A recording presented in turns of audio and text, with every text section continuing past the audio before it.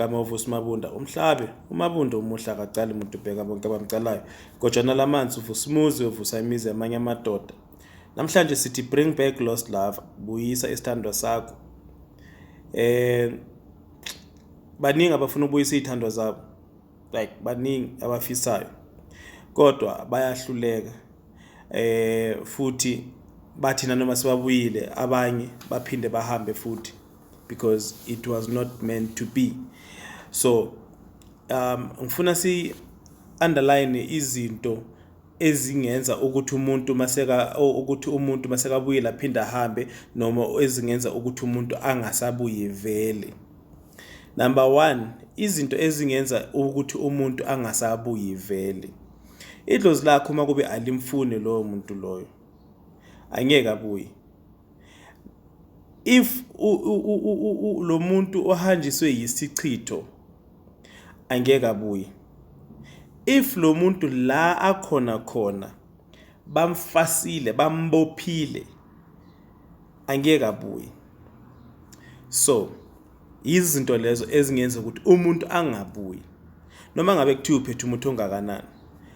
Idlozi lakho malingamfuni lowo muntu loyo ukuthi abuye angeke abuye. If lowo muntu loyo la akhona uboshiwe bambophe ngamaketanga ngichaza ukuthi lowo muntu loyo bamdlisile udlisiwe bamfakela ikorobela bamfakela ivamna angeke abuye. If lo muntu lo wahanjiswa yisiqhitho esafakwa between wena naye angeke abuye. So izinto ezingenza ukuthi umuntu abuye and then aphinde ahambe futhi sekabuyile lana kuwe nazi. 1, mawungenalo uthando wena angeke ahlale, uyadlula noma uyajika abuyele la buya khona mawungenalo uthando, ungenayo inhlonipho.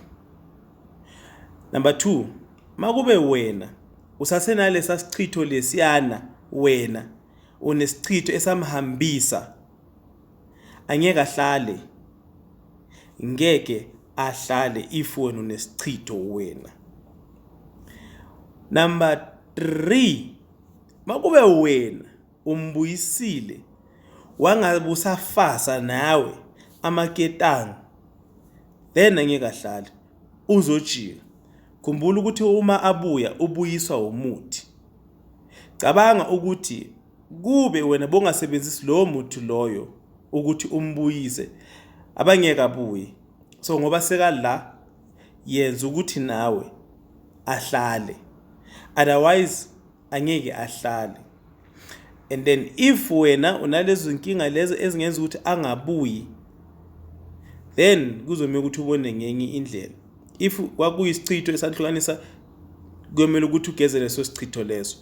If ufasiwe la afaswe khona vele uzohluleka vele.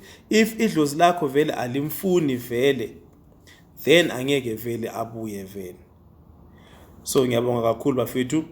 Ngiyathemba ukuthi nani nisazobuyisa izithandwa zenu, nisazozibuyisa zibuye zijabule zihlale ziniphe yonke into enidingayo, abantwana, imali, umuzi, umshado. Kuyajabulisa lokho bafethu man. Ngiyabonga ke laba sebasubscribeile igama sesovusi. Tholakala eGymiston ku 084 972 9634 084 972 9634. Thokozani.